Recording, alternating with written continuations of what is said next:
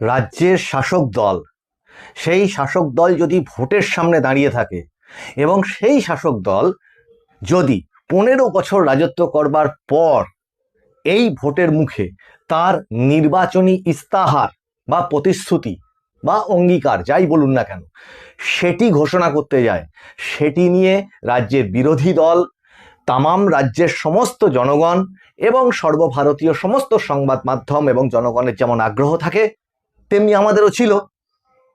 কিন্তু সেই ইস্তাহার প্রকাশ আজকে রাজ্যের মুখ্যমন্ত্রী মমতা বন্দ্যোপাধ্যায় তিনি নিজে সেই ইস্তাহার পড়ে যা প্রকাশ করলেন তাতে ঠিক কি হলো সেগুলো আজকের এপিসোডে আমরা জানবার চেষ্টা করব। নমস্কার, মানুষের ভাষায় আপনাদের সকলকে স্বাগত। আমি প্রবীর রায়চৌধুরী আপনাদের সাথে। মোট এই যে সাংবাদিক সম্মেলনটা তৃণমূল কংগ্রেসের পক্ষ থেকে করা হলো সেটির মোট সময়সীমা হচ্ছে মোটামুটি 41 মিনিট মতো। সেই 41 মিনিটের প্রথম 15 মিনিট মানে রাষ্ট্রপতি শাসনের আতঙ্ক, কেন্দ্রীয় সরকারকে বিষোদ্গার, নির্বাচন কমিশনকে বিষোদ্গার, কি করে ভোটারদের কিভাবে নাম বাদ দেওয়া হচ্ছে, এসআইআর, এনআরসি ইত্যাদির নাম করে, ডিলিমিটেশন ইত্যাদির নাম করে, এই সমস্ত নিয়ে কাটলো। এবং শেষের 16 মিনিট, তাহলে প্রথমে গেল 15 মিনিট আর শেষের 16 মিনিট আবার সেই একই জিনিস, যে কিভাবে কেন্দ্রীয় সরকারের তরফ থেকে বিভিন্ন রকম ষড়যন্ত্র করে এই সমস্তগুলো করা হচ্ছে, রাজ্যের শাসন ক্ষমতাকে দখল করে নেওয়া হচ্ছে, অলিখিত রাষ্ট্রপতি শাসন দেওয়া হচ্ছে, আবার সেই রাষ্ট্রপতি শাসনের আতঙ্ক, আবার কেন্দ্রীয় সরকারকে বিষোদ্গার, আবার নির্বাচন কমিশনকে বিষোদ্গার। তাহলে মাঝখানে পড়ে থাকলো 10 মিনিট। আপনারা এই পুরো ভিডিওটা মানে এই মুহূর্তে সব জায়গাতেই অ্যাভেলেবেল, ইউটিউব, ফেসবুক সব জায়গাতেই অ্যাভেলেবেল। আপনারা মোটামুটি একটু গুনে দেখে নেবেন। সামান্য কয়েক সেকেন্ডের এদিক ওদিক হয়তো আমার বলার ক্ষেত্রে ভুল হতে পারে, কিন্তু মাঝখানে পড়ে থাকলো 10 মিনিট। এই 10 মিনিট হচ্ছে তৃণমূল কংগ্রেসের ইস্তাহার ঘোষণার সময়। আর কি আশ্চর্য, এত বছর ধরে বিভিন্ন রাজনৈতিক দলের, সেটা শাসক দল হোক, বিরোধী দল হোক, সেটা বিধানসভা নির্বাচন হোক বা সেটা মানে কেন্দ্রের লোকসভা নির্বাচন হোক, বহু ইস্তাহার প্রকাশ করা আজ পর্যন্ত দেখেছি, আপনারাও দেখেছেন। কিন্তু এই রকম মানে নিজের ব্যর্থতাকে তুলে ধরা, যে ইস্তাহার প্রকাশ করলে নিজের ব্যর্থতাগুলো গত যে আমার জমানা তাতে আমি যে ব্যর্থ হয়েছি কিসে কিসে সেগুলোকেই মেনশন করে তুলে ধরা, এবং যেটা নিয়ে সব থেকে বেশি অভিযোগ যে কেন্দ্রীয় প্রকল্পকে মানে নাম পাল্টে চালানো, স্রেফ সেগুলোকে উল্লেখ করা মাত্র ওই 10টা মিনিটে, এটা সত্যি সত্যি আশ্চর্য লেগেছে একটা সাধারণ মানুষ হিসেবে। সুধী দর্শক, আপনাদের এই সম্পর্কে অন্য মত থাকতেই পারে, আমার যদি ভুল হয় আপনারা সংশোধন করে অবশ্যই দেবেন।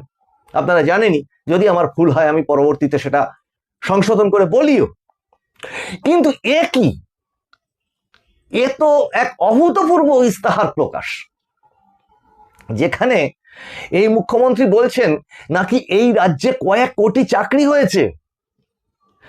এখানে তিনি এটাও বলছেন যে এমএসএমইতে 1.5 কোটি চাকরি করে। আচ্ছা, এমএসএমইতে চাকরিটা কি রাজ্য সরকারের চাকরি বলা যায়, বা রাজ্য সরকারের উদ্যোগে কোনো সেই ধরনের কর্মসংস্থান বলা যায়, যে একটা ভারী শিল্পের কোনো কর্মসংস্থান, বড় একটা শিল্প হয়েছে তাতে কর্মসংস্থান হয়েছে? এমএসএমই কথাটার মানেই তো হচ্ছে ক্ষুদ্র ক্ষুদ্র মানে কুটির শিল্পর একটা রূপ, সেটাকে বলা হয় micro and small scale industries, মানে একেবারে ক্ষুদ্র শিল্প। তাতে 1.5 কোটি মানুষ চাকরি করছে। এটা জ্ঞানীগুণী মানুষজন, আমি খুব সৌভাগ্যবান যে আমার অত্যন্ত সুধী দর্শকবৃন্দ আমার এই এপিসোডগুলো, আমাদের মানুষের ভাষার এপিসোডগুলো দেখেন, তারাও সুচিন্তিত মতামত দেবেন। এরপরে উনি বললেন যে 20 থেকে প্রায় 20 লক্ষের মতো মানুষ লেদার ইন্ডাস্ট্রিতে কাজ করেন। আচ্ছা, লেদার ইন্ডাস্ট্রিতে 20 লক্ষ মানুষ চাকরি করে, মানে চাকরির খতিয়ান যখন উনি দিতে যাচ্ছেন তখন এইগুলো উল্লেখ করছেন। আপনারা তো ওনার প্রেস কনফারেন্স দেখেই নেবেন, কারণ ওনার প্রেস কনফারেন্স যদি আমার এই এপিসোডের সঙ্গে অ্যাড করে চালাতে থাকি তাহলে এই এপিসোড প্রচুর বড় হয়ে যাবে। এমনিতেই ছোট রাখার চেষ্টা করি, কিছু কিছু দর্শক বলেন যে আরো ছোট করো, তাহলে মানে এই ধরনের এপিসোড যেটুকু বলবার সেটুকু বলতে হয়, আর সময় কম থাকতে তাহলে রিল দেখতে হবে, এটাই মজা করলাম। কিন্তু এর পরের জিনিস যেটা, সেটা হচ্ছে যে প্রতিটি গ্রামে ঢালাই রাস্তা করে দেবেন। আচ্ছা, ইদানিংকালে এটা অস্বীকার করবার জায়গা নেই যে অনেক গ্রামে গেলে কিন্তু ঢালাই রাস্তা দেখা যায়, সেটার আবার নাম দেওয়া আছে পথশ্রী বলে, একটা মানে পাশে আবার সিমেন্টের একটা ওই পোস্টার মতো করা থাকে। কিন্তু সেই রাস্তা আবার কানা কাটা, যারা গ্রামে আমরা সাইকেল টাইকেল চালাতে অভ্যস্ত তারা আমরা জানি গ্রামের রাত্রির বেলা তো সেই রাস্তা দিয়ে যাওয়াটা যথেষ্ট রিস্কি, মুখ থুবড়ে পড়তে হবে। কারণ কানা কাটা মানে দুটো ধার কাটা, এতটাই ডিপ কাটা, এতটাই তার বরাদ্দ হয়তো ছিল আর সেটা হয়নি, এপাশে 4 হাত ওপাশে 4 হাত হয়তো আকাশে উড়ে চলে গেছে, যার জন্য ওই অতটা ডিপ রাস্তা একটা উল্টো দিক থেকে অটো বা টোটো আসলে যেতে গেলে উল্টে মুখ থুবড়ে পড়তে হয়, কারোর হাত ভেঙে যায়, কারোর পা ভেঙে যায়, কারোর মাথা ফেটে যায়। নিত্য নৈমিত্তিক জিনিস। সেই ঢালাই রাস্তা আবার আড়াআড়ি ফেটে যায়, সেই ফাটল আবার হাঁ হয়ে থাকে, কুমিরের মতো, কুমিরের হাঁয়ের মতো হাঁ হয়ে থাকে, তার মাঝখান থেকে টোটো বা অটো কাটিয়ে কাটিয়ে যেতে হয় যারা গ্রামের রাস্তায় চলাচল করেন। আশা করি এই সমস্ত সবাই উপভোগ করেন। আর এমনি রাস্তার যা হাল, তাকে নদীতে নৌকো চড়ার মতো মনে হয় অনেক ক্ষেত্রেই। তা গেল এটা তো, কিন্তু এটা তো আমরা জানি যে প্রধানমন্ত্রী সড়ক যোজনা, আমার যদি ভুল হয় সেটা বলবেন। আচ্ছা, তারপরে উনি বললেন যে আরো 24-25 লক্ষ মানে কাঁচা বাড়ি পাকা করে দেবেন, কিন্তু প্রধানমন্ত্রী আবাস যোজনা। আচ্ছা, তারপরে উনি যেটা বললেন যে বিদ্যুতের দাম কম হলে খুব শিল্প টিল্প ইত্যাদিদের খুব সুবিধা হয়। আমি মানুষের ভাষায় আপনাদেরকে একটা এপিসোডে বলেছিলাম যে যেখানে তাপবিদ্যুৎ কেন্দ্রই নেই, আপনারা খারাপ বলেন ভালো বলেন যাই বলেন, বাম আমলে বক্রেশ্বর তাপবিদ্যুৎ কেন্দ্র তৈরি হয়েছে, তার আগে কোলাঘাট তাপবিদ্যুৎ কেন্দ্র তৈরি হয়েছে, এই সমস্ত তাপবিদ্যুৎ কেন্দ্র আমাদের পশ্চিমবঙ্গে আছে, অলরেডি এক্সিস্ট করছে, সেগুলো আমরা ভূগোল বইতে পড়ে অভ্যস্ত সেগুলো ছোটবেলা থেকে। হ্যাঁ, এবার যেসব রাজ্যে, আমি মাঝখানে বলি, যেসব রাজ্যে কোনো তাপবিদ্যুৎ কেন্দ্রই নেই, মানে তাপবিদ্যুৎ উৎপাদন কেন্দ্র, বিদ্যুৎ উৎপাদন হয়, সেখানে উৎপাদনই হয় না, এই রাজ্যগুলো কোনগুলো? গোয়া আছে, ছত্তিশগড় আছে, দিল্লি আছে। এই সমস্ত রাজ্যের কি করতে হয়, অন্য রাজ্য থেকে বিদ্যুৎ কিনে নিয়ে বা ভাড়া করে নিয়ে সেই সব রাজ্যের বাড়িতে বাড়িতে আলো, মানে তাদের ইলেকট্রিসিটির প্রয়োজন মেটে। তাহলে পার্টিকুলার সেই সমস্ত রাজ্যগুলোতেও বিদ্যুতের বিল এই পশ্চিমবঙ্গের চেয়ে কম হয় কেন? ইয়েস, পশ্চিমবঙ্গে তাপবিদ্যুৎ কেন্দ্র থাকা সত্ত্বেও যারা একটু পুরনো মানুষ সবাই আমরা জানি যে লোডশেডিং এর সরকার আর নেই দরকার। বামফ্রন্ট সরকারের সময় এই স্লোগান উঠেছিল, এত বেশি লোডশেডিং হতো, সাহিত্যে পর্যন্ত আছে, সিনেমায় পর্যন্ত আছে। কিন্তু তাপবিদ্যুতের যদি বিদ্যুতের খরচা বিল অন্য রাজ্যে, তাহলে এত কম কেন? এপিসোডের টাইম একটু, আমি এখানে টাইম কাউন্টিং এ দেখতেই পাচ্ছি একটু বড় হচ্ছে, কিন্তু কি করব বলুন, এগুলো তো না বললে তো উপায়ও নেই, আপনাদের সামনে তুলে ধরছি সেগুলো। এরপরে হচ্ছে যে শিক্ষা, সামনে নাকি এই তৃণমূল কংগ্রেস সরকার প্রচুর শিক্ষক নিয়োগ করতে চান এবং বিরোধী দলরা নাকি ওনাকে শিক্ষক নিয়োগ করতে ওনাদেরকে দেন না। এর থেকে আমি বললাম না যে নিজের ব্যর্থতাগুলোকে কিভাবে তুলে ধরা যায়, এইরকম ইস্তাহার এত বছর ধরে দেখছি কোনো রাজনৈতিক দলকে দেখিনি এইরকম ধরনের একটা ইস্তাহার করতে, যেখানে নিজের সব থেকে বড় গলতিগুলোকে সামনে চলে আসে, গলতিগুলো সামনে চলে আসে মানুষের সামনে। সেটা শিক্ষা এবং শিক্ষক এবার নিয়োগ। বোধহয় মানে স্বাধীনতার পরে বোধহয় সব থেকে বড় শিক্ষা কেলেঙ্কারিগুলোর মধ্যে যেটা সারা ভারত জুড়ে, সেটা এই পশ্চিমবঙ্গে 8,800 স্কুল ঘোষিতভাবে বন্ধ, ছাত্রছাত্রী যায় না, এরকম সংখ্যা তো আরো প্রচুর। শিক্ষক রাস্তায় গড়াগড়ি খেয়েছে, পুলিশের লাঠির বাড়ি খেয়েছে। তাহলে বিরোধীরা নাকি শিক্ষক নিয়োগ করতে দেয় না, একটা করে মামলা করে দেয়। তারা নাকি উল্টো কথা যারা বলে, তারা নাকি মানুষের যন্ত্রণা বোঝে না। তার মানে যে চুরি করে, যে নাম সই করতে পারে না, যে বোর্ডে অঙ্ক কষতে পারে না, যে নিজের নামের বানানটা ইংরেজিতে লিখতে পারে না, সে ওই ছাত্রদের পড়াবে, সেটা নিয়ে মামলা হয়েছে। তাই অন্যরা মানে এদের যন্ত্রণা বুঝতে হবে। মাফ করবেন, মানে একটু উত্তেজিত হয়ে গেলাম। এদের যন্ত্রণা বুঝতে হবে। তাহলে এরা যতদিন ধরে পড়িয়েছে ক্লাসে, আমি বহু এপিসোডে বলেছি, ততগুলো সংখ্যক মাধ্যমিকের ব্যাচ বেরিয়েছে, ততগুলো সংখ্যক এইচএস এর ব্যাচ বেরিয়েছে, কিন্তু জীবন তো ধ্বংস হয়ে গেছে।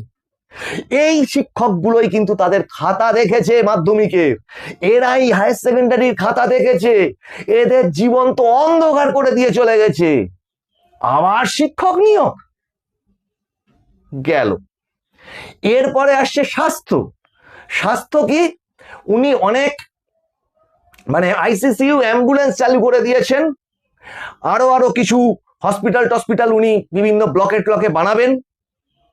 আর সদ্য আজকে ঘটে গেল যে মর্মান্তিক ঘটনা, আবার খবরের শিরোনামে চলে আসলো, সেটাও সেই আরজিকর। লিফট ছিঁড়ে হোক বা কোনো দুর্ঘটনায় হোক, লিফট বন্ধ হয়ে গিয়ে একজন আমাদের সহনাগরিক তার মর্মান্তিক মৃত্যু হলো ওই আরজিকর হাসপাতালে। আর ওই আরজিকরের অভয়া বাঙালি কেন, সারা পৃথিবী এখনো ভোলেনি। এই তো স্বাস্থ্য। তাহলে কি না, ওই অ্যাম্বুলেন্স চালু করা, আরো কিছু ইয়ে করে দেওয়া, মানে হসপিটালের বিল্ডিং খাড়া করে দেওয়া, আর এটাই কি তাহলে স্বাস্থ্য? আর শিক্ষাক্ষেত্রে উনি আরো কি বলেছেন, ই লার্নিং চালু করবেন, কিছু মডার্নাইজেশন করবেন, ই লার্নিং চালু করবেন, আধুনিক গ্যাজেট ফ্যাজেট থাকবে। এ বাদে উনি এই যে ভাতার ব্যাপারে বলেছেন যে ওটা কোনো বেকার ভাতা বা এই ধরনের বিষয় নয়, ওটা হচ্ছে হাত খরচ, মাধ্যমিকের পরে ওটা হচ্ছে হাত খরচ, চাকরি পেয়ে যাবে তারা। কিন্তু তার থেকে ইম্পর্টেন্ট এবার হচ্ছে শিল্প। জিন্দালরা শিল্প করেছে, শালবনীতে শিল্প হচ্ছে, দেউচাপাচামিতে শিল্প নাকি প্রচুর শিল্প হচ্ছে। আরো বললেন 800-1600 কোটি টাকা শিল্প চালু হয়ে গেছে, সিমেন্ট তৈরির হাব হচ্ছে, এই সমস্তগুলো বললেন। বাস্তবে আমাদের সহনাগরিকরা, আমরা সবাই, আমরা কতটা সেটা দেখতে পাচ্ছি, তার সুফল আমাদের কাছে কতটা এসে পৌঁছচ্ছে, আমাদের ঘরের ছেলে মেয়েরা কতটা সেখানে চাকরি পাচ্ছে, আমাদের রাজ্যের সামগ্রিক শিল্পের যে পরিকাঠামো তার কতটা উন্নতি হয়েছে। এই ছিল তৃণমূল কংগ্রেসের মূল ইস্তাহার। তাহলে আগামীতে উনি এটাও ঘোষণা করলেন, ঈদের পর থেকে উনি তৃণমূল কংগ্রেসের প্রচার শুরু করবেন। তাহলে একটা সরকার, সে ভোট লড়তে যাচ্ছে সামনে, যারা কিনা 15 বছর এখানে রাজত্ব করেছে, প্রশ্ন হচ্ছে কাঁচা বাড়ি পাকা করে দেব এতদিন করেননি কেন?